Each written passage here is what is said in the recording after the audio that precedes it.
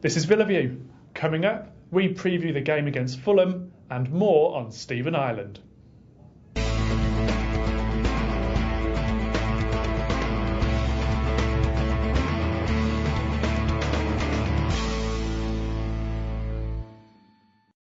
Hello and welcome to Villa View. Well, it's an important game against Fulham at the Cottage this weekend for Aston Villa. I'm joined in our Fort Dunlop studio by Matt Kendrick. Hi, Matt. Hello there. Do we have any team news, first of all, for that Fulham game?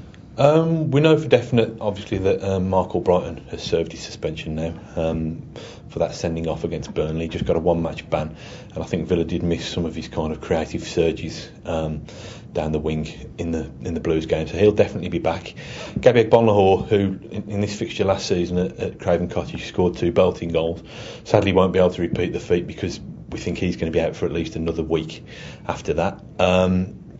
Who else have we got? I'm just trying to think. Stilian Petrov, obviously, he spoke last week for the first time since sustaining his injury. It looks like he's going to be out for 3 months, which pretty much takes him out until the start of February, which is a fair old chunk of the season. But other than that, I think one more, obviously, Steve Sidwell's got this ongoing Achilles problem, but he's delayed surgery on that, so he should be available to face the team he almost joined in the summer. Okay, and what about the controversial formation that Julio played against Blues? Are we likely to see something similar again, or do you think one of those 3 defensive midfielders may be dropped? I think Julio's hand was forced to a certain extent because Mark Albrighton was out against Birmingham, so I think that meant that Ashley Young, rather than occupying this space just behind the strikers, was a natural replacement to play out wide. Obviously the formation was viewed by several people, or by many people, as being slightly negative. But I think what will happen on Saturday is that Albrighton will come back in on the right wing, meaning Stuart Downing can go from right to the left wing. That frees up Ashley Young to play in the advanced position in midfield to give Emil Heskey some support, which obviously does squeeze out one of the defensive midfielders. Nigel Reo-Coker's captain now. I can't see him making way. Kieran Clark played exceptionally well in that role, so he's got a fair old chance, but it's either going to be Clark or Sidwell who lose out, and that's for the manager to decide ahead of Saturday.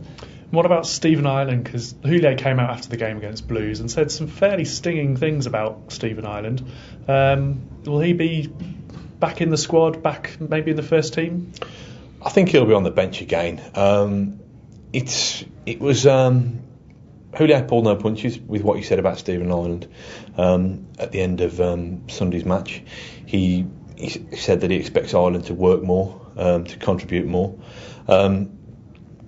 Julio is a fairly shrewd man. He's big on psychology, so I don't think he'd have said those words if he didn't think they were going to bring the best out in Stephen Ireland.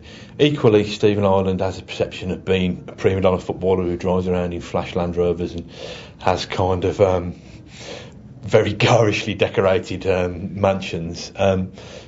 That's up to him if he wants to live his life like that, but I don't think that should take away from the fact that Stephen Ireland is a committed footballer. He's not a prima donna who just kind of goes through the motions. I think he will have been hurt by those comments, and if his manager has identified an area where he needs to improve, I think he'll go away and do that. So hopefully it will have the desired effect of bringing out the Stephen Ireland that we know he's capable of, and that Villa signed in the summer. Just lastly, before we go today, Matt, scoring goals has seemed to be a bit of a problem for Villa so far this season. January transfer window coming up, but will Julio be looking to bring in a striker, do you think?